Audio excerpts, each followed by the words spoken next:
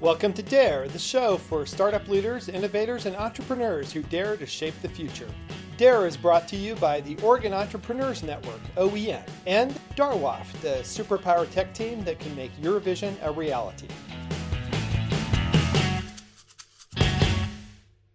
The Dare Show is excited to welcome Yalda Moshiri to the show today. She is the Angel Oregon Program Director at our partner sponsor, Oregon Entrepreneurs Network. So super happy to have you here with us today, Yalda. Excited to talk about OEN and where they're going this year.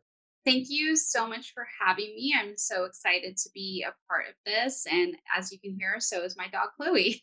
No worries. So you're relatively new to being at OEN, right? Yes, from a team member perspective, but as an entrepreneur, it's been a little over 6 years that I've been involved with OEN, but really formally as a program director, less than a year. Okay. And you're pretty experienced in the Portland entrepreneurial community. I mean, you've been on the board of the Technology Association of Oregon. You've been an alumni at the Portland Incubator Experiment. You've been a co founder of companies. You have kind of startup blood in your veins, right? Just a little bit, I think us founders are a little bit of a masochist personality. Once we're in it, we can't get out of it. So tell me specifically what you'll be doing at OEN as the Angel Oregon Program Director. So, part of my role is to be able to identify venture scalable startups within our ecosystem of Oregon and Southwest Washington, and have them go through our programming and give them all the tools they need to be investment ready. So that's focused on capital readiness for them to really understand what term sheets are, what are the different paths to fundraising, what capital opportunities are open to them, and what is due diligence. So there's so many questions that pop up for early stage founders that I had to learn through trial and error on my own when I first started as an entrepreneur 10 plus years ago, that OEN has really created a platform and a program for. In addition to that, on a day-to-day basis, I'm connecting with founders of all stages and helping them connect the dots for things that are as simple as, hey, I need an attorney, I don't know who to talk to, all the way to, I hit $1 million, but now how do I get to an ARR of 3 to 5 million? So, it's really exciting conversations to be had and helping folks navigate this in our region. Yeah, that's exciting. So you have a great background too. You've been employed at Amazon, you've been at other companies. So you've seen companies large and small. So it sounds like you have some of the skills to be able to help companies navigate those transition points and those kind of key milestones, right? Yeah, absolutely. And I think what's really unique is that I started my career in consumer products at Disney Consumer Products. So I have this really interesting lens on CPG. I also had done my internship in college at 17 Magazine in New York. So I understand publishing. And at some point, based on all these incredible work experiences that I've had, I've gained incremental knowledge. Mhm. And, when I did my first startup. It was in Silicon Valley and it was a hardware company. So I'm able to really lean into many conversations across the board with entrepreneurs in our region who are working on really exciting verticals. So, that's been the greatest thing to bring to the table is finally, utilizing all the knowledge I've learned over the years and helping others pay it forward.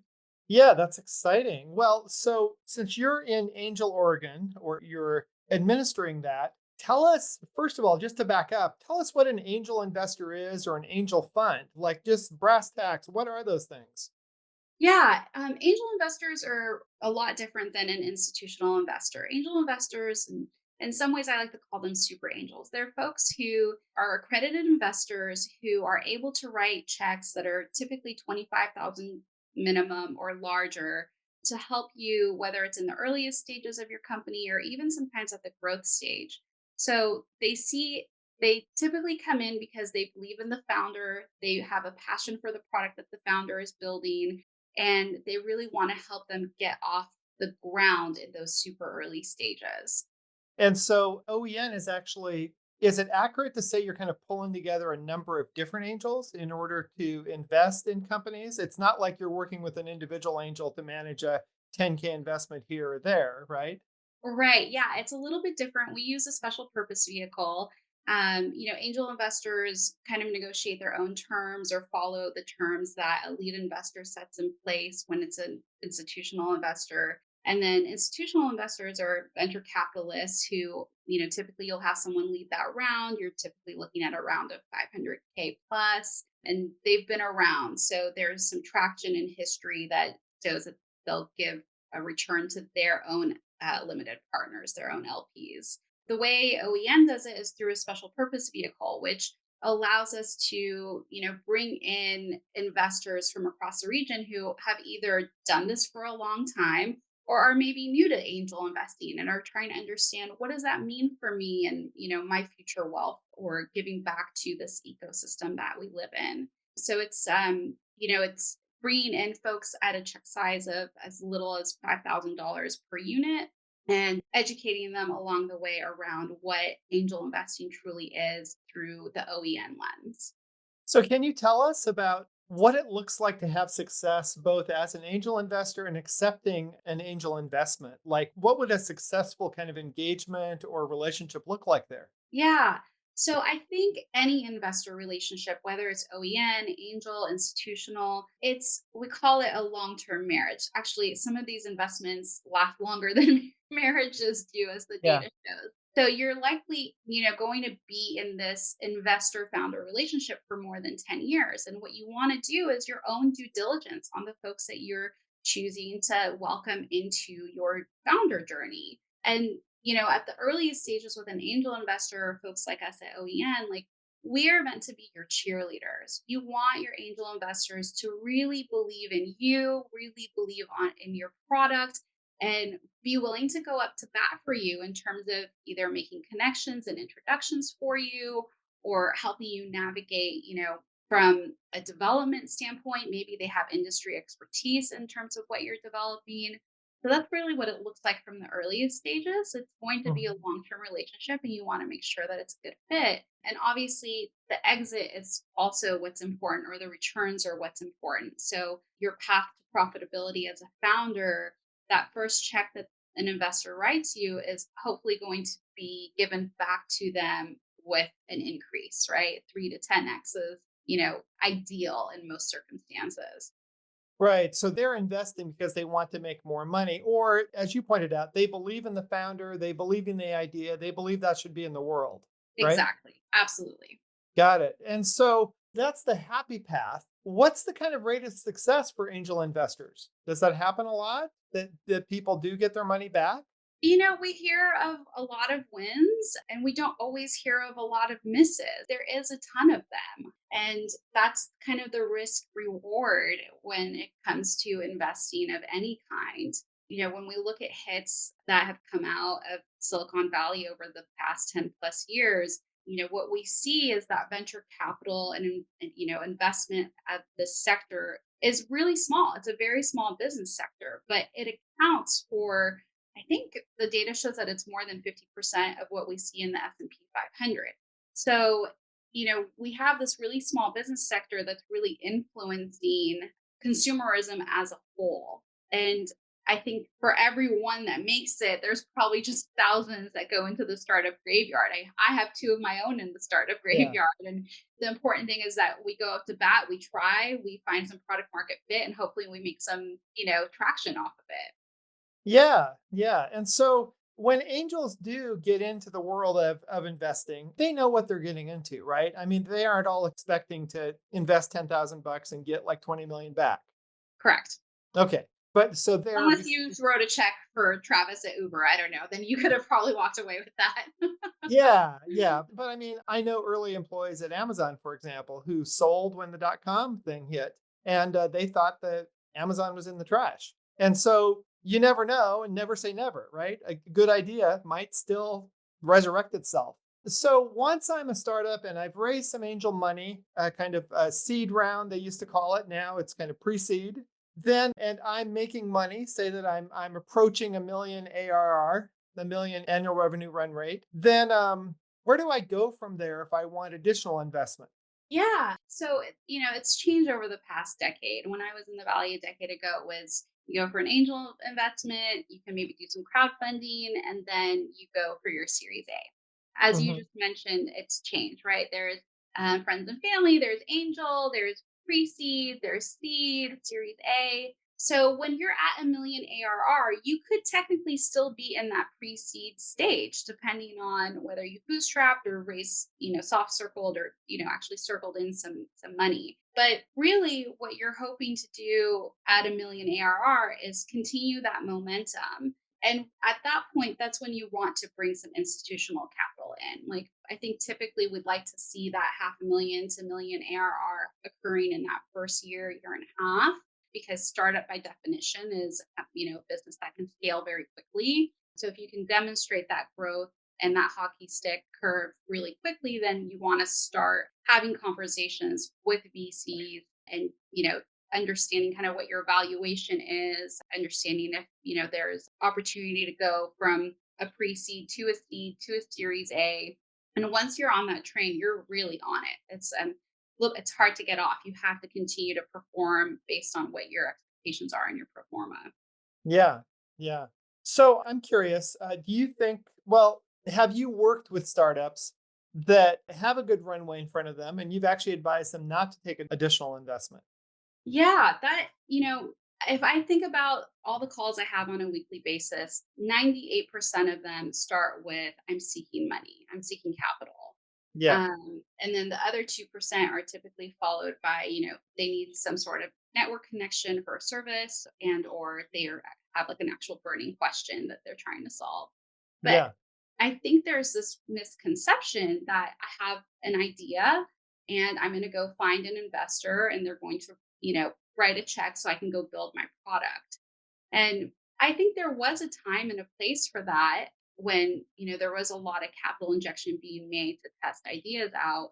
But now I feel like we're back kind of in the grassroots. So to kind of answer your question full circle, do I advise them not to go for capital? I think one, it's based on what your vision of growth is for your company, because there's all sorts of different ways to capital. There's grant funding, there is lines of credit, and then there is really the traditional put your head to the ground and go find your first customer, make your first dollar.